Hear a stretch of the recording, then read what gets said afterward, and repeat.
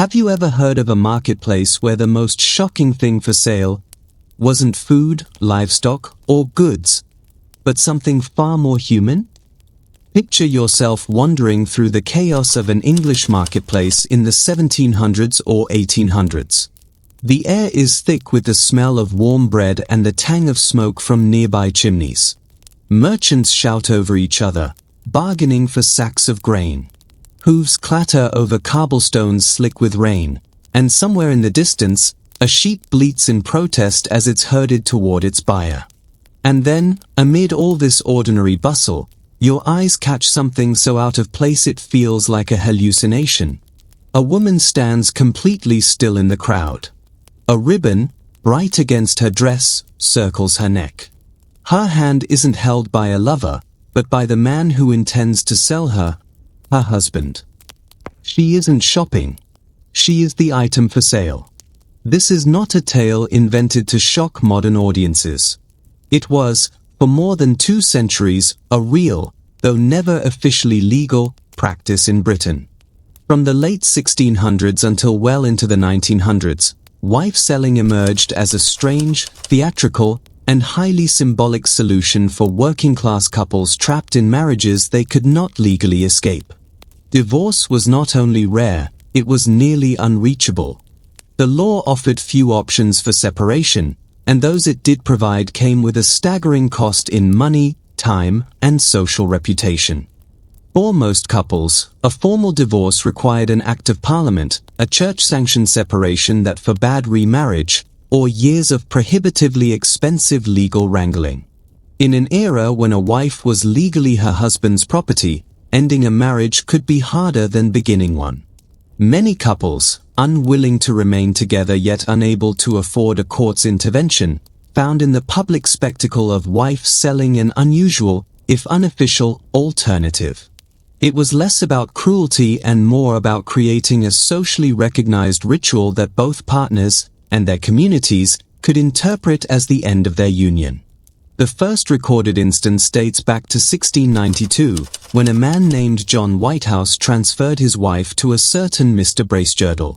No written record survives of how the transaction unfolded, but that moment quietly set the tone for a tradition that would persist for generations. It existed in a legal gray zone. Everyone knew it wasn't sanctioned by the courts, yet many treated it as binding in practice. Over time, the process took on a set of recognizably ritualistic steps. Notices sometimes appeared in towns, alerting locals to the upcoming sale. On the day, the woman was often dressed neatly and led through the streets wearing a halter or ribbon, more symbolic than restrictive, tied around her neck or waist. She was taken to a public place, a bustling market square, the yard of a tavern, even the steps of a courthouse. There, she would be fastened to a post as if she were livestock. Bidding followed.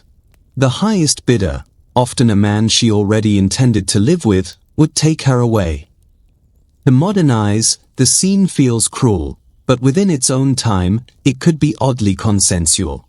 Some women dictated who could bid, and there are accounts of them rejecting the top offer in favor of someone they preferred.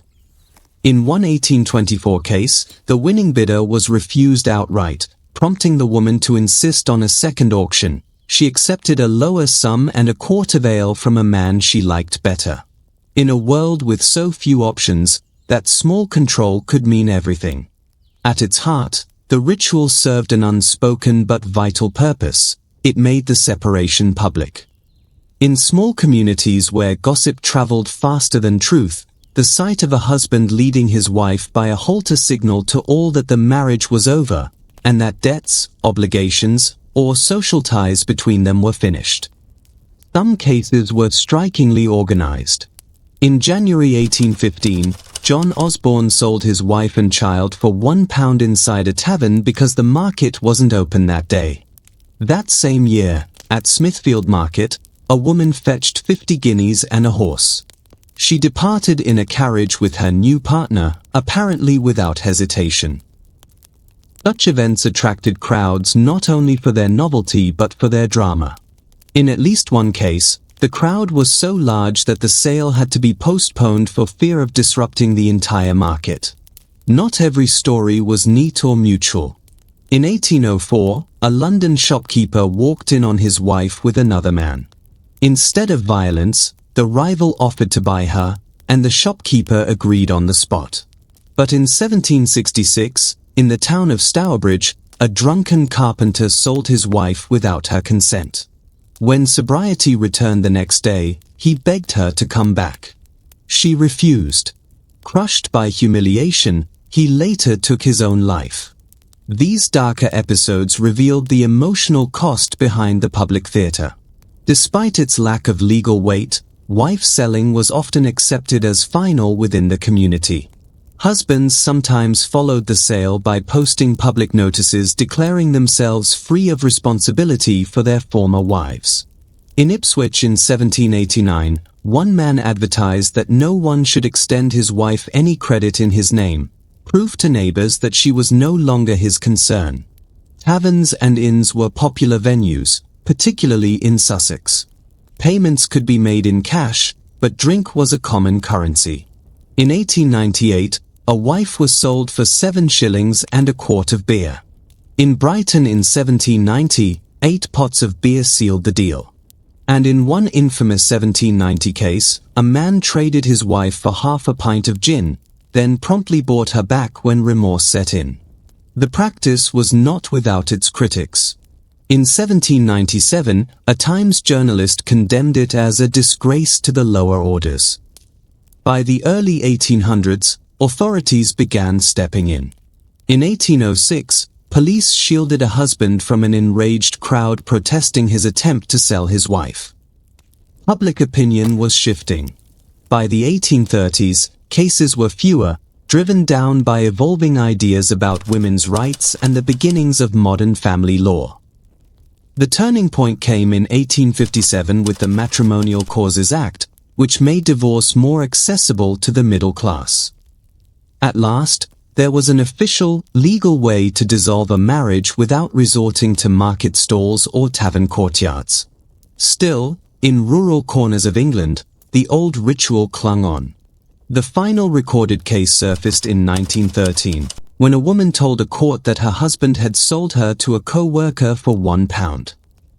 There was no halter, no public auction, just a quiet, almost furtive exchange.